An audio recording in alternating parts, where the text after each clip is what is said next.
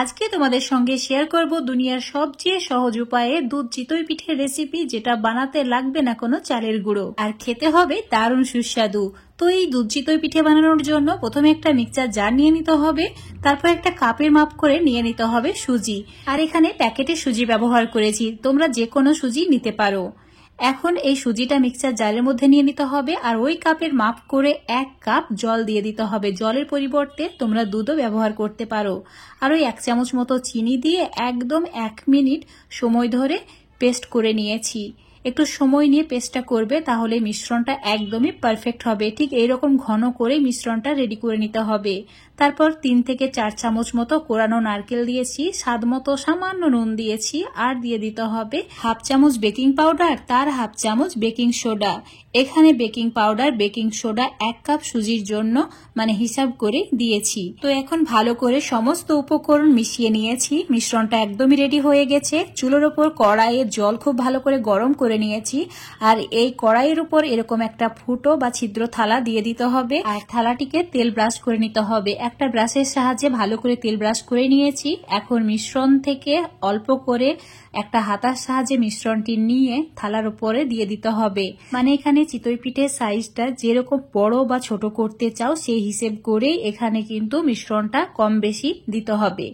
তো আমি 1 হাতা করে মিশ্রণটি দিয়ে মিডিয়াম সাইজের চিতই পিঠেগুলো বানিয়ে নিচ্ছি।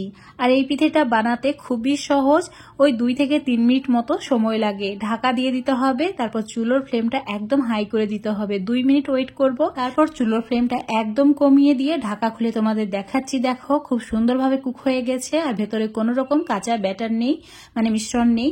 তো এখন একটা হাতা বা খুন্তির সাহায্যে চিতই পিঠেটাকে তুলে নিতে হবে। তোমাদের দেখাচ্ছি, দেখো কত ভালোভাবে কুক হয়েছে, আর ভেতরটা সেরকম জালি হয়েছে। আর এটা খেতে একদম তুলোর মতো হয়।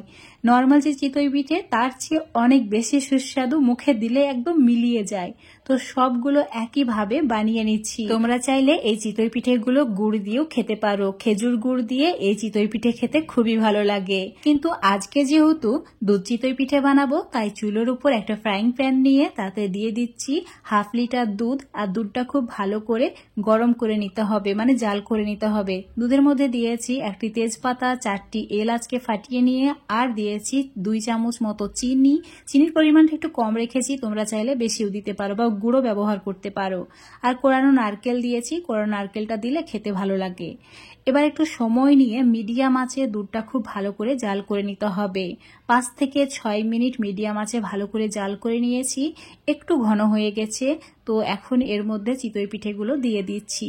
চিতই পিঠে দিয়ে দেওয়ার পর চুলোটা অফ করে দিতে হবে, আর এই গরম দুধে 5 থেকে 6 মিনিট ভিজিয়ে রাখতে হবে। তোমরা চাইলে সারা রাত্রিও রেখে দিতে পারো বা 5-6 ঘন্টাও রেখে দিতে পারো। কিন্তু এই চিতই পিঠেগুলো এত বেশি নরম তুলতুলে হয় আর ভেতরটা জালি হয় যে এটা 5 থেকে 6 মিনিট রাখলেও ভালোভাবে দুধটাকে শোক করে নেয়। তো এখন তোমাদের 5-6 মিনিট পর দেখাচ্ছি। দেখতেই পাচ্ছ চিতই পিঠেগুলো দুধটা খুব ভালোভাবে শোক করে নিয়েছে। তো একটা বাটির মধ্যে সার্ভ করে নিচ্ছি। আর এই পিঠেগুলো দেখতে অনেক বেশি লোভনীয় হয়েছে, ছোট বড় সবাই খুবই পছন্দ করবে যদি তাদের একবার বানিয়ে খাওয়াও। আর বারবার রিকোয়েস্ট করবে এভাবে চিতই পিঠে বানিয়ে দেওয়ার জন্য। আর কোনো রকম ঝামেলা নেই, সুজি থাকলেই হলো, ঝটপট বানিয়ে নেওয়া যায়।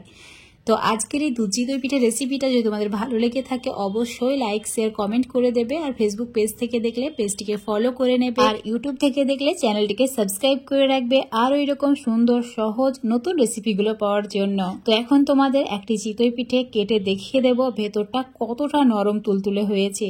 সত্যি কথা বলতে মুখে দিলে একদম মিলিয়ে যায়, এতটাই নরম। আর জাস্ট ভেতরটা দেখো সেরকম রসালো। তো বন্ধুরা অবশ্যই একবার হলে ওটা বানিয়ে খেয়ে দেখবে।